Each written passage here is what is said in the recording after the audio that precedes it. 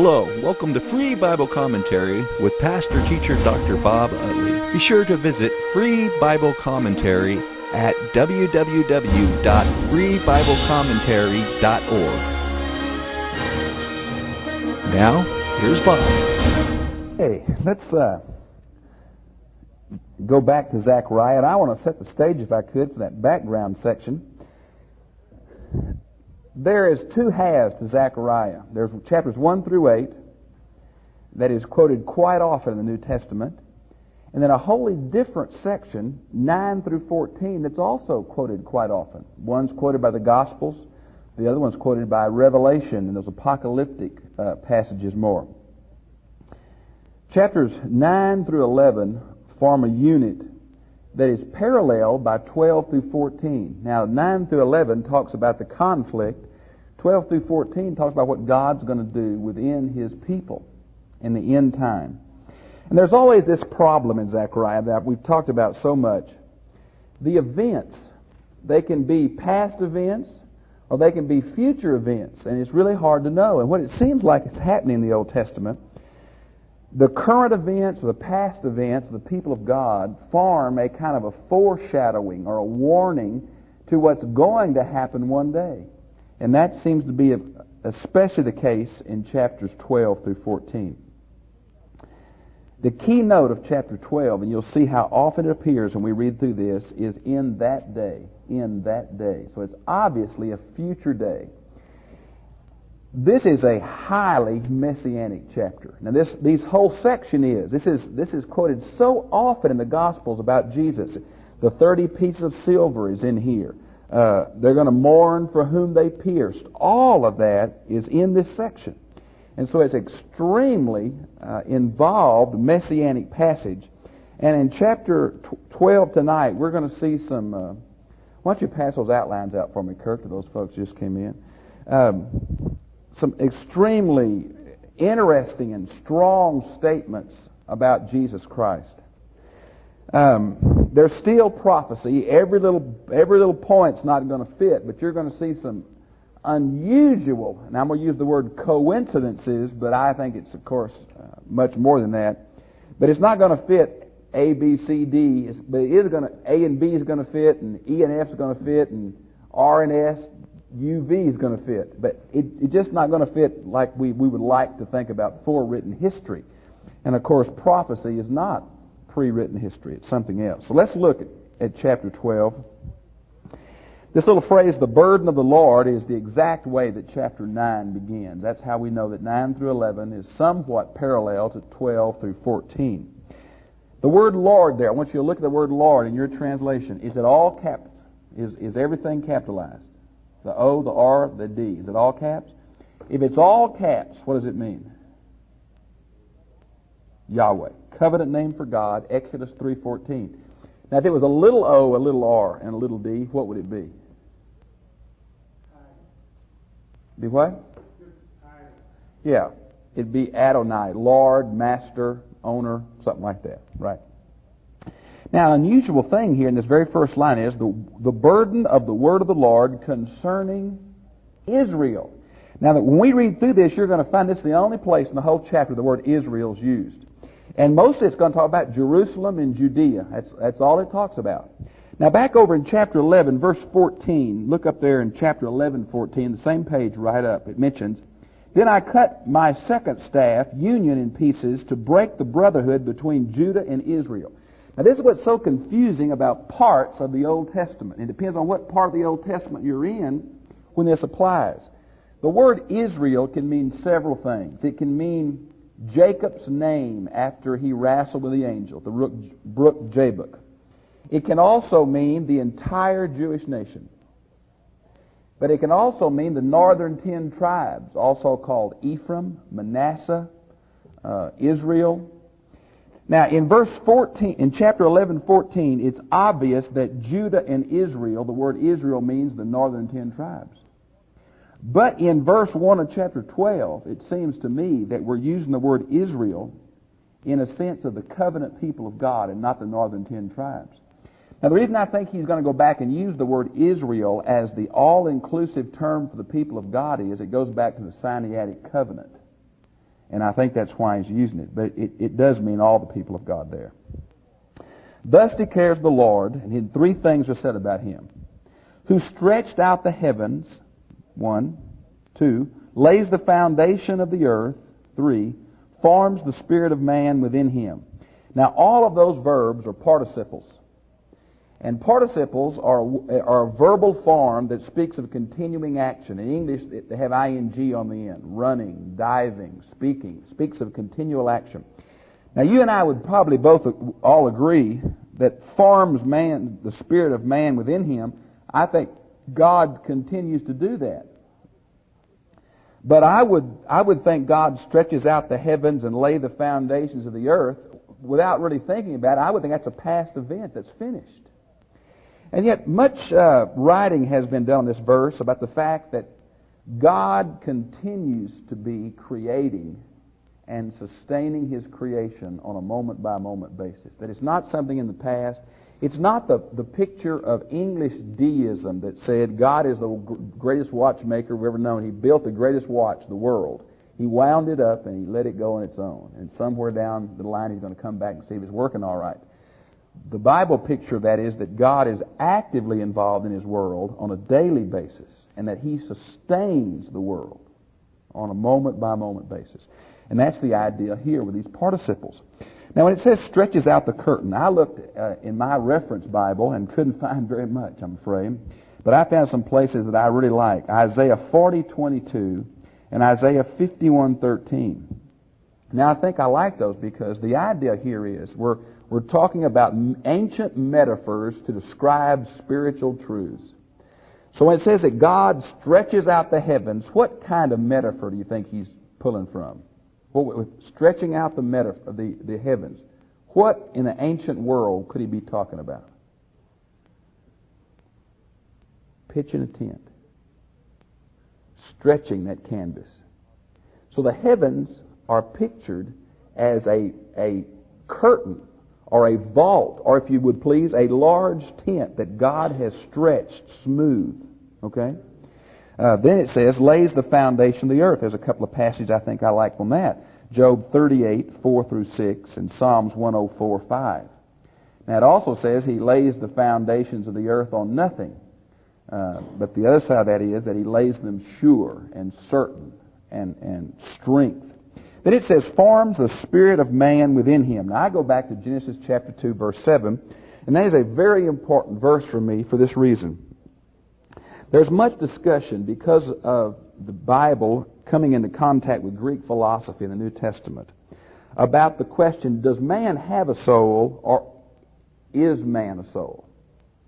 Is man a trichotomy, dichotomy, or unity? Is he body, soul, and spirit? Or is he spirit and body? Or is he a unity? My theology says that man is a unity. We don't have a soul. We are a soul. The body is the outward form of our soul. And I get that from Genesis 2:7. God made man and breathed into him the breath of life, and he became a living soul. Hebrew word nephesh. So I think man is a soul. And there's been much discussion here in history over two different theories about, does God create every individual human soul, or does their mother and daddy create the soul with the body in natural creation? Well, I don't know. They've been fighting, pulling hairs. I don't know. But this seems to tell me that God creates the spirit of man, continues to create. Even though we have a part in that as parents, the miracle of conception is still, I think, in the parameters of the Creator God. Now, I like Psalms 139 very, very much, verses 13-16, which speaks about that God knows us and made us just the way we are in a prenatal experience. And that's very important to me, especially in a day like ours when abortion has become our culture's way of getting away from sexual responsibility. Now, in verse 2, it says, behold, I'm going to make Jerusalem a cup. Now, Hebrew poetry is never in the form of rhyme like English poetry. We rhyme on consonant sounds beginning or ending, are vowel sounds, or phrase sounds. But Hebrew poetry rhymes on thoughts and metaphors. Now, Jerusalem a cup is parallel to Jerusalem a heavy stone in verse 3. So these two metaphors are going to say the same thing. So let's look and see what they're going to say. Jerusalem a cup that causes reelings to all the peoples around. Now, the concept of cup in the Bible, I began to do some study on this when I was in Mark, I believe it's 13, Jesus in Gethsemane. And the prayer I hear Jesus pray is an unusual prayer. If possible, remove this cup from me. Well, I've always wondered, what really was he praying to the Father? What was he asking God to do? Remove the cross? Change the experience? What was he asking? And as I begin to look at the word cup, and the place I think it's a very beautiful place to see this is Psalm 75:8. Cup is used in two ways in the Bible. Well, really it's one way with several aspects. It's used for a man's or a nation's destiny. And inside that destiny, there's potential for blessings. Your cup runneth over in Psalms 23, or cursing, judgment. Usually the word cup is used in the Bible for judgment. Now, the idea of it being a cup of railing, or it's really a word for drunkenness. Now, what the ideal is here, and if you want a couple of places where it's used, you ought to see Isaiah 51:17 and 51:22, where Israel has to drink the dredges of God's cup of judgment, and it makes them drunk. They reel around, they can't see, they fall down, they become immobile, they can't function. And so this cup of a very strong liquor that makes someone totally knocked out is the metaphor of judgment. Now, here is Jerusalem a cup. Now, it's not here Jerusalem drinking the cup. That's Isaiah 51:17 and 22. But this is Jerusalem being a cup. What it means is these nations that are going to surround her to attack her and destroy her, when they come and try to do that, something's going to happen to them. Now, the same thing is true in verse 3, but a different metaphor. It's the metaphor of a heavy stone. Have any of you ever got a physical hernia from picking up something too heavy? Well, can you imagine a giant rock and a lot of people trying to pick it up, and all of them being totally physically incapacitated by straining all their muscles in trying to pick that rock up? That's the picture here. And of course, someone who has a bad hernia cannot function. They can't move. They can't fight. They're incapacitated as a drunken man would be incapacitated. So here's the idea. Now, I think it's important that it says this. Notice it says, to all the peoples around. And then look at the end of verse 3. And all the nations of the earth will be gathered against it, being Jerusalem. Now, the Old Testament is replete with this common theme that Israel is going to be warred against.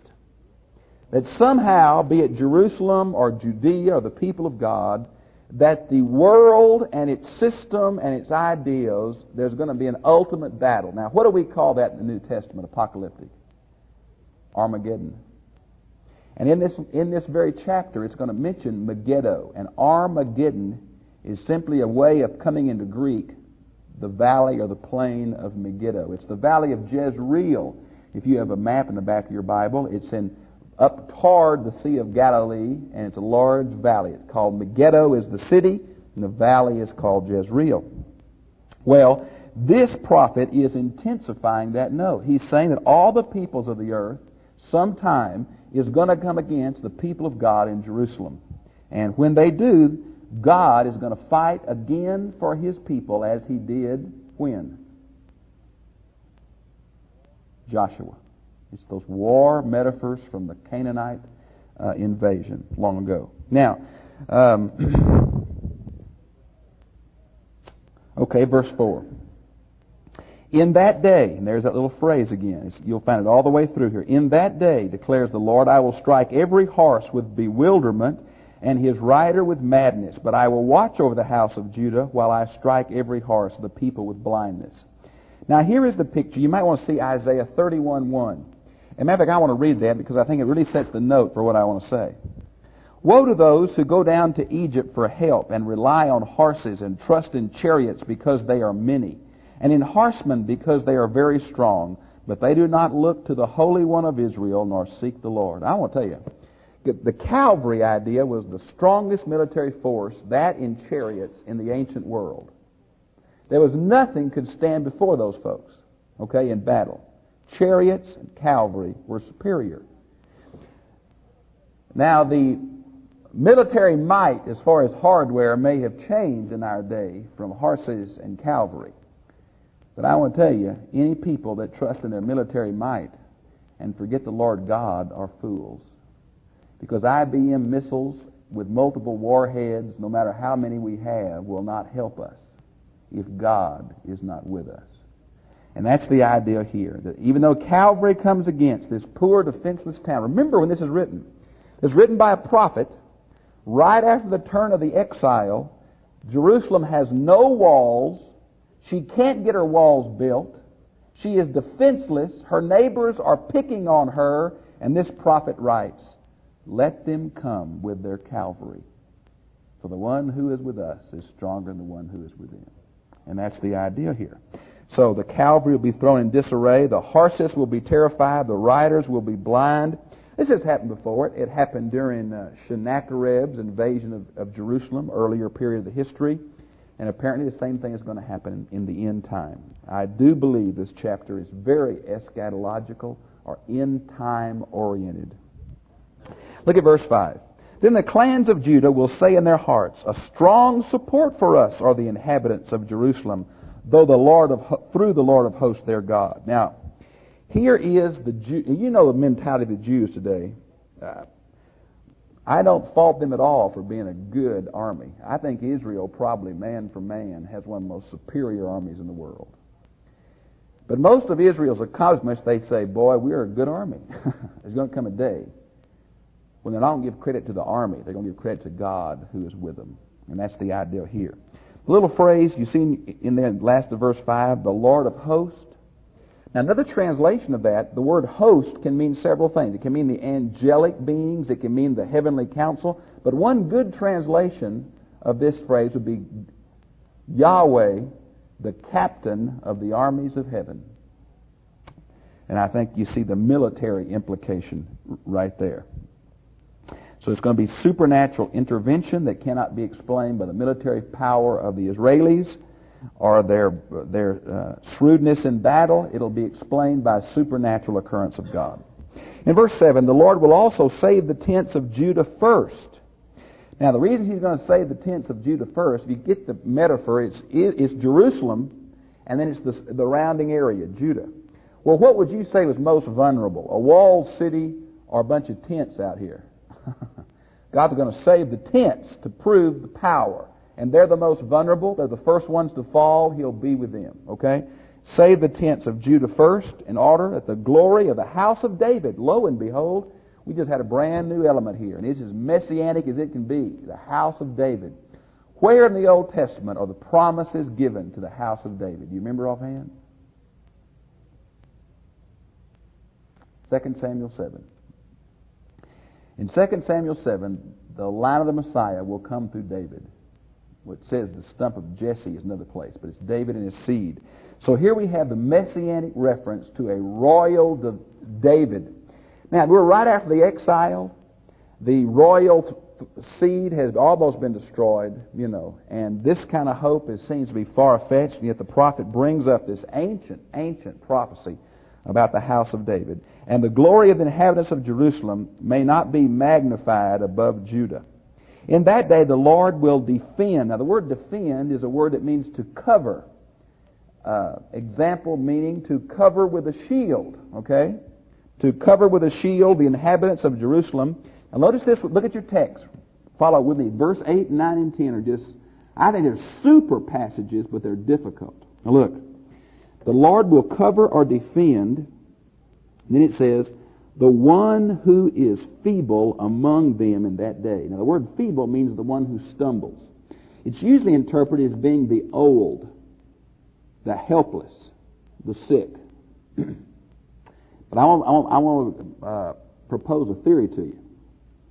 I really believe with the mention of the house of David that we are entering an extremely messianic passage. And what's going to be said in verses 9 and 10 are going to blow your whiskers off. And I think it starts here in verse 8.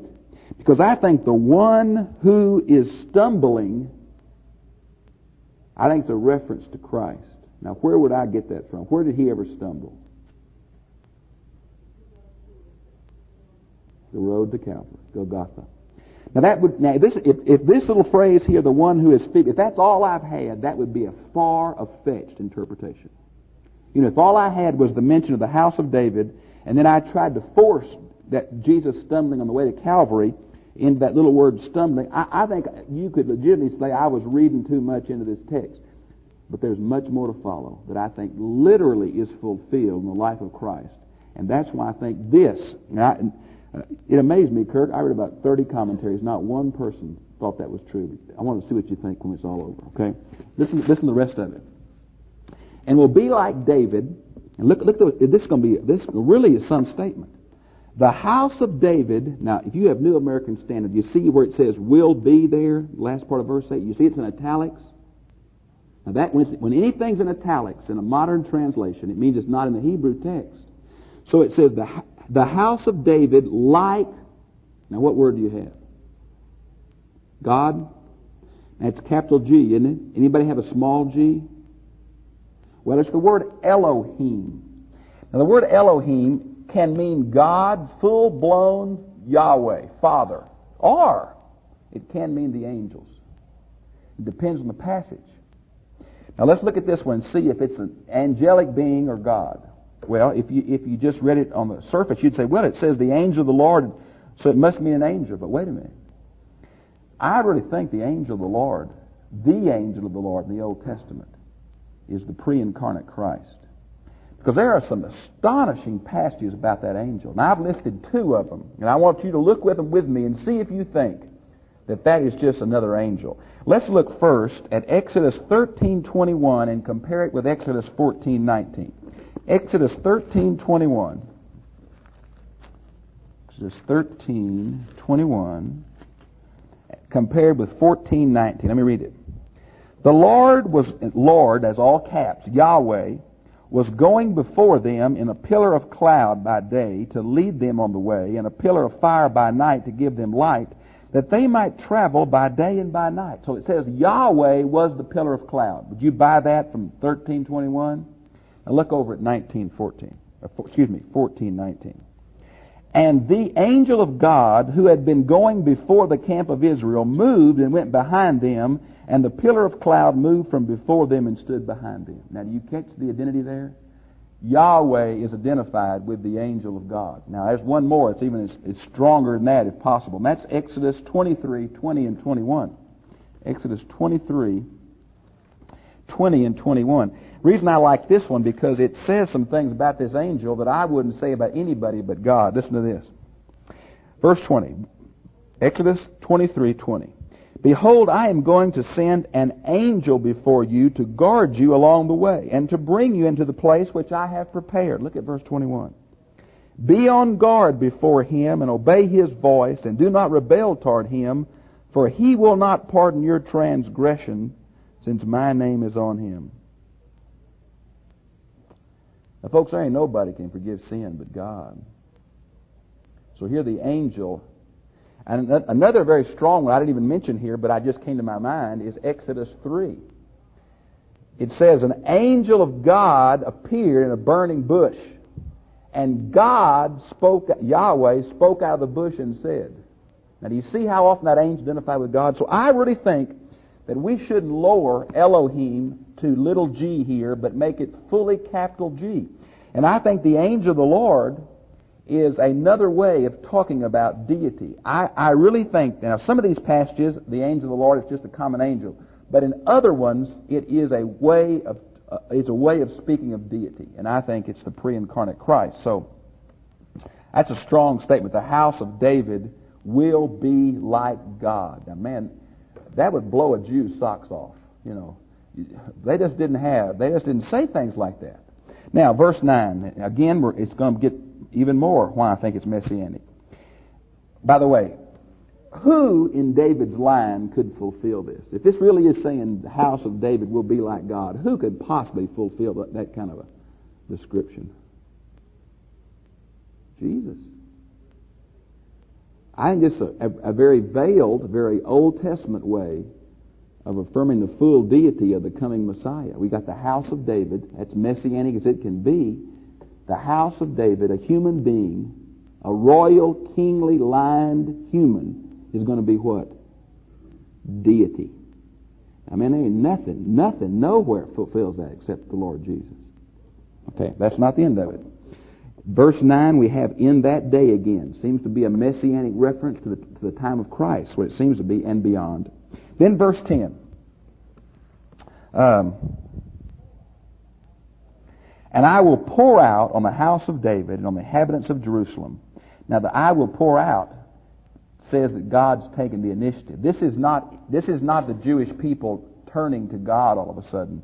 This is God in His sovereign grace pouring His Spirit on the Jewish people to where they absolutely turn to Him in droves.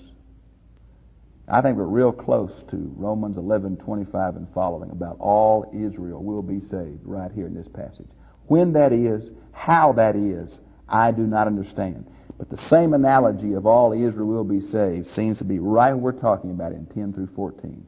The emphasis of these passages is on them mourning over whom they have pierced. Hoo-hoo, strong stuff. Blowing and going, messianic. Quoted all over the New Testament. Let's go to them. And I will pour on the house of David and the inhabitants of Jerusalem the spirit of grace and supplication. Now, however you translate those two words, there's a real variety among the translations. But the word grace and the word supplication have the same root in Hebrew. And the root is the word grace. So it almost could be translated, I will pour out my grace and they will call for my grace. Now, that's a play on that Hebrew word. It's in there in the original. We can't quite catch it. I'll pour out grace and they'll yearn for my grace. Something like that is what it ought to be. Grace and supplication. Now look real good in your translation, because most translations are going to change this. Who has, they will look on me. Now if you have New American Standard, the word me is capitalized, isn't it? Which means what? They're making a title for either Jesus or God or the Spirit when they capitalize that. Some have translated, they'll look unto Him. Now how many have that translation? They will look unto Him. Right in the middle of verse 10. What is that translation? Look on Him. It should have a footnote in the margin, John, does it? Does your Bible have footnotes at all? Okay.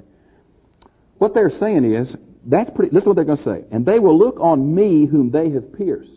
Now, if the me is God the Father, you've got God the Father being pierced by the Jewish nation. Well, translators have just balked at that. And so what they've done is change the text. And it should be footnoted because that is not the Hebrew text. The Hebrew text is, they will look on me, implication, the God who poured out His Spirit, whom they have pierced. Now, there's no way you can get around that in the Hebrew text. So, it seems that God is the one that's being pierced.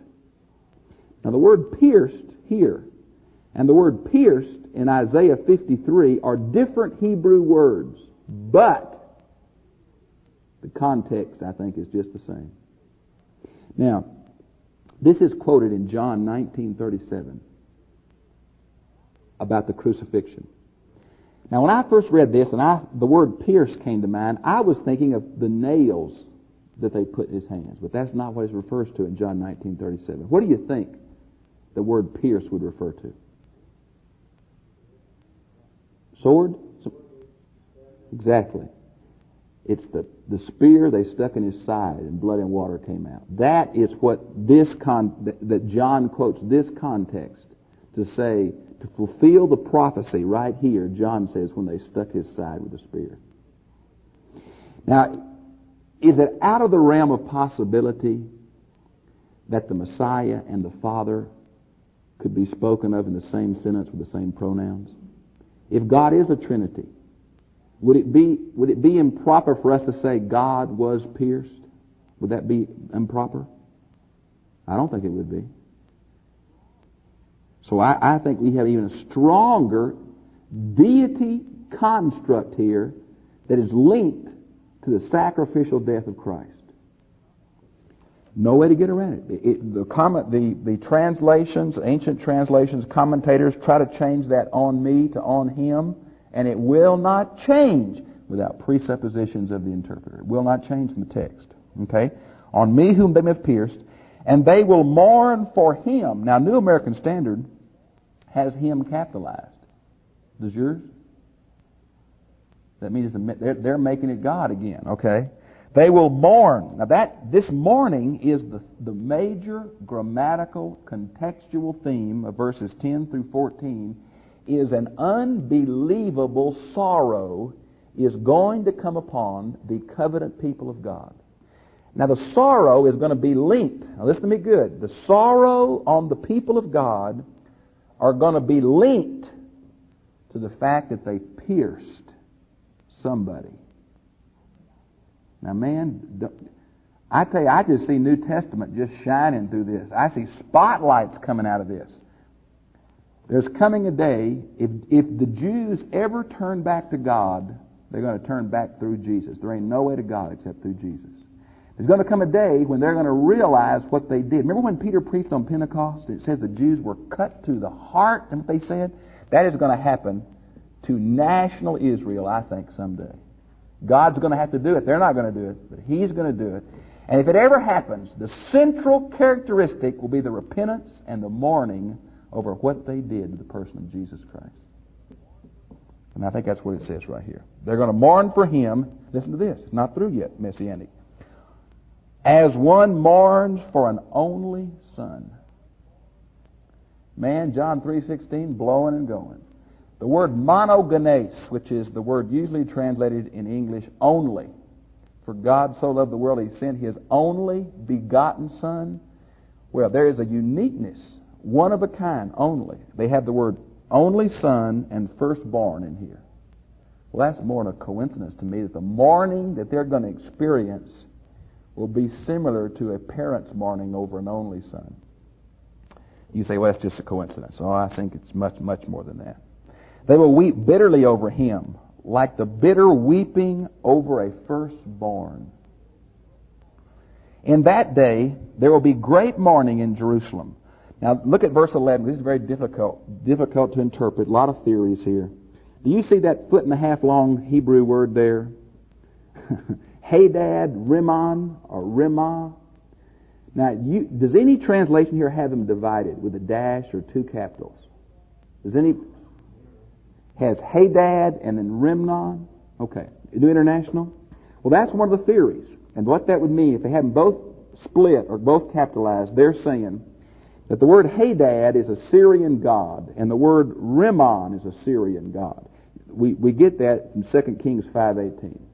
So they're saying what we hear is, the day will be great mourning in Jerusalem, like the mourning over 2 pagan deities. Now, if you go back into the mythology of these 2 Syrian or Canaanite weather gods, there's a deal about they're killing each other's children and coming back to life and all that. But I have real problems with that. Jerome says that this Hadad Rimnon is the title of a city. Now we know that there was a city about 4 miles from Megiddo. And this, although I don't think we can prove it, and I'm not sure Jerome had any better tradition in 400 A.D. than we do in 1900 A.D., but it seems to me that we have a great mourning in Jerusalem for something that's going to happen in the valley of Jezreel or around the city of Megiddo. Can you think back in your Old Testament what great national tragedy happened at Megiddo? We just studied it back in Jeremiah. Josiah was killed by a fluke arrow from the Egyptian army. Only casualty in the whole skirmish was the king, the good, godly king who had just reformed everything. Well, it may be possible that even though it is not recorded in the Old Testament, that Megiddo is not the exact place where Josiah was killed, but a little village 4 miles away called Rimmah. And that's what it's referring to. Now, why the Hadad, I don't know. So that's what Jerome thinks. Some think it's a historical person that we know nothing about. Well, if I got to pick historical person, Canaanite gods or national mourning over Josiah, I think it got to be national mourning over Josiah. All that I have to go on, that's the best answer to what this is, because there was great weeping and mourning over that. That was a godly king, and the analogy here is the mourning over the piercing of the Messiah is going to be greater than the mourning over the death of the godly king Josiah. That's what I think it is. Now, the word Megiddo is there, the plains of Megiddo. If you'll look at Revelation 16:16, and I hope you will, because you'll see what they do to that word in Greek, how it comes into English. This is the passage on the end-time war. My translation says, and they gathered them together to the place which in Hebrew is called Har Magdon. Now, Har Magdon, if you look, I have a margin, it says, some ancient authorities read Armageddon. Now, that term's more familiar to you than Har Magdon. Now, look at the back of your Bible. It's the plain of Jezreel, the valley of Jezreel. The city of Megiddo is in that valley. That is the scene of the end-time war. Now, I think I have shared with you that I have really tried to take the Bible as literally as I possibly can. I have done a lot of prayer and a lot of study on eschatology, how it's going to end. And I must admit to you, I'm not how do I put it? I don't know where to fit an end-time battle into my understanding of the Bible. Now, if God wants to have one, I'm glad He's in control, and I'm not a part of the program committee, so He's going to do what He wants to. The Battle of Armageddon, I don't know where it fits. Some want to take it figuratively for the battle of good and evil that will intensify before the second coming. Maybe so. But although I can't fit it in to my scheme real well, I want to tell you the Bible talks about it a whole lot. It talks about it Old Testament, it talks about it New Testament. How it's going to fit in the millennium and all of that, I do not know. But there's some strong statements about it. Now, verse 12, and the land will mourn. Is that unusual? Is that a strange thing in the Old Testament for the land to mourn? If you say yes, you haven't been here for the year and a half of Jeremiah. The land mourns over. Remember how when Abel was killed, the blood screamed from the land. The land is cursed because of man's sin. It's Romans 8:17. So the land is affected by man's sin, and through the Bible, the land cries out often. The land mourns, and that's what it says here. The land will mourn. Every family itself, the families of the house of David. Now you notice in verse 12, it mentions David and another man named Nathan. There's been several theories. Some say it's the prophet Nathan, and so we have the prophetic line and the royal line. But because of verse 13 where it says Levi and Shammai, which is their priest, and Shammai is a descendant of Levi, I think Nathan is a descendant of David. And you find that in 2 Samuel 5:14 and Luke 3:31. Nathan is listed in the ancestors of the Messiah and the children of David. So I think it's the father and the sons, both of the royal line and the priestly line. Now, either the royal line and the priestly line symbolize all the people. It's a corporate mourning over the death of this one who is pierced, or it is the royal line and the priestly line who are most responsible for the one who's pierced death. And it can be either one. For although the Jews did not do the actual piercing, it was a Roman soldier did that, the Jews were the power and the thrust and the impetus behind the Roman act. Okay, and then let's see. By the way, the word Shammai is a son of Levi from Numbers 3:18. Then in verse 14, all the families that remain, every family by itself and their wives by themselves. The Jews, if you've ever been to a synagogue, an Orthodox synagogue, you know the women sit on one side and the men sit on the other. Have you ever been to one? Well, they have to find proof text for these things. So this is the proof text for women's being by themselves. Now, the Mishnah, part of the Talmud, teaches us that men and women should mourn separately. Now, part of this, you know how Jewish people, they like to have their collars up and their long boots on. You know, they don't want anybody to see any part of their body. They're really pretty shy folks. And in grief, you tear your clothes. So you can imagine impropriety with men and women running around tearing the front of their clothes open. So they put women in one mourning group. By the way, after you tore that, you took it off and put it on backwards. Oh, well. But they separated them anyway, and so I think that's where it started. But the Jews picked this up as a proof text for separation of the sexes in synagogue worship. I don't think it has anything to do about that. And why they're mourning separately, I really don't know. But it is an intensification of this mourning, and it's by families. And even inside the family, there's going to be little groups of mourners. You know. So it's really a real wailing over this. Now I want to say one more thing that the Jews have tried to do here. Would you think that after the death of Christ that the Jews would get nervous about a passage like this? I think they'd start getting antsy. You know, here you got someone crucified and pierced and all that. So guess what the rabbis came up with? 2 messiahs. One from the line of David, one from the line of Joseph. Now, nothing's said through here about the line of Joseph. It's always the house of David. They say, well, the house of David's Messiah will reign, but the Messiah of the house of Joseph is going to be pierced in battle and die. And the other Messiah is going to come along and get the victory. Now, that is a far-fetched theory that developed later in rabbinical Judaism. Guess why? To get around the obvious interpretation of this passage right here. Questions or comments? Kurt, do you think I pushed it too far by having the one who stumbles be Christ in verse 8?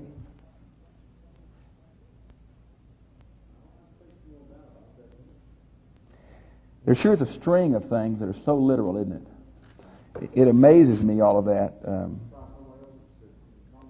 I am too.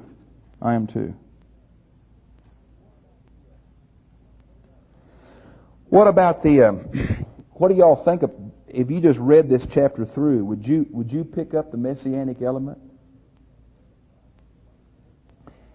Those of you who have reference Bibles, y'all just look down the margin, look at the New Testament quotes through here. And I want to tell you what I really think that chapter 12 goes through chapter 13:1, and I want to add that tonight because I think it's significant.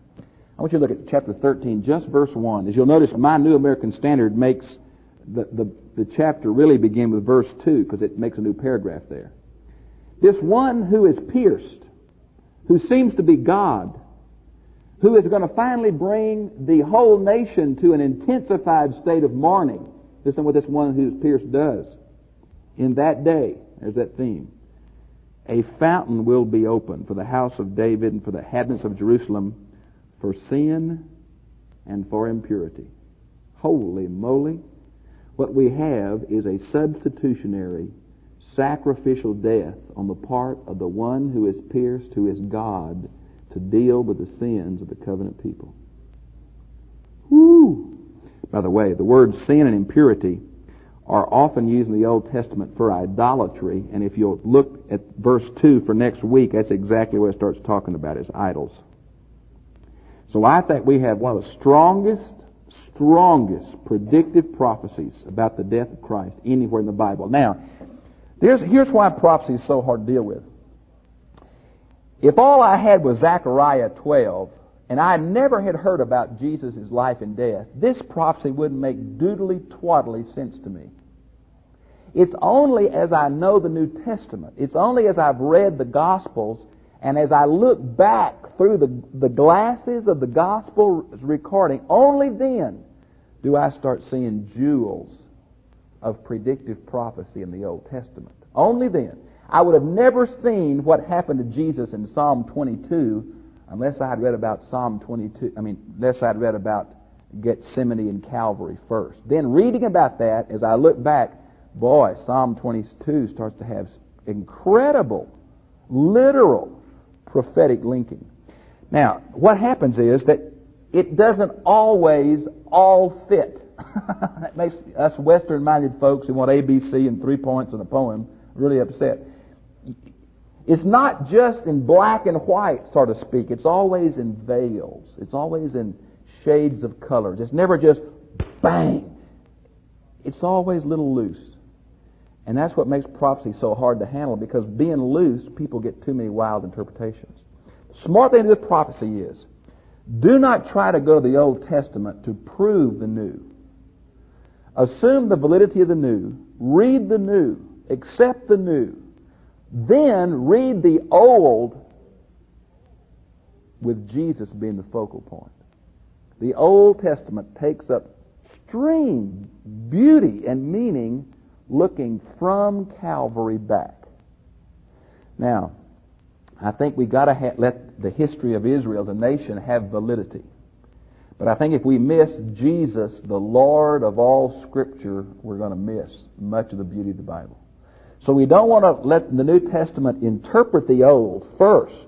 We want to let the Old Testament be a historical record of God moving the lives of men and nations. But for the ultimate meaning and fulfillment, we have to look at it through the filter of what happened to the man Jesus. And suddenly it links up real well into prophecy and fulfillment. But it's never a complete link. It's always a vagueness, an ambiguity. But I tell you here, there's some striking parallels, isn't there?